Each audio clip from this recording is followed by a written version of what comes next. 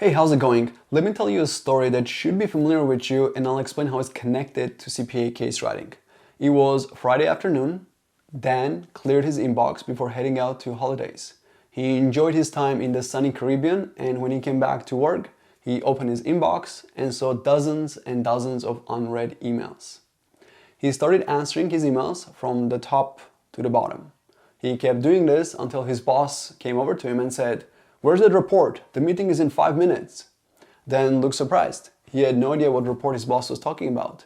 His boss showed in his inbox an email he sent a few days ago, which Dan didn't even get to yet because it was an older email and it was on the bottom of his inbox.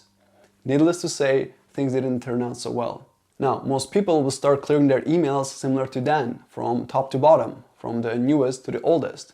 Some do it in reverse and reply to the older ones and then the new ones. Both of these are not optimal methods because you may have urgent emails, emails marked as high important.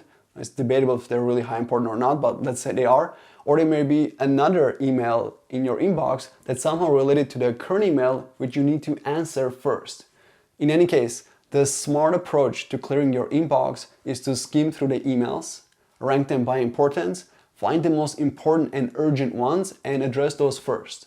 CPA case writing is exactly the same thing.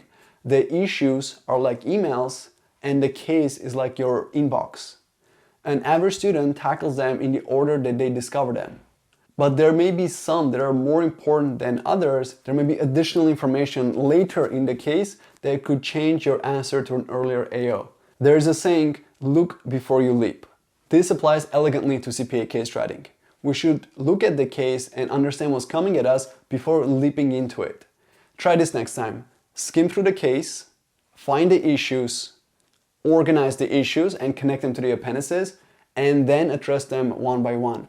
If I still haven't convinced you, here's an excerpt from the CPA Canada Board of Examiners report where they say that most candidates tackled the issues in the order they were presented and most didn't have enough depth on the fourth issue, which was intentionally the most important issue.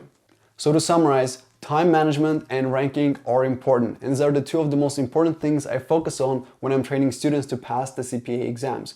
Don't be like Dan. Rank and prioritize your issues. Hope this helps. Take care.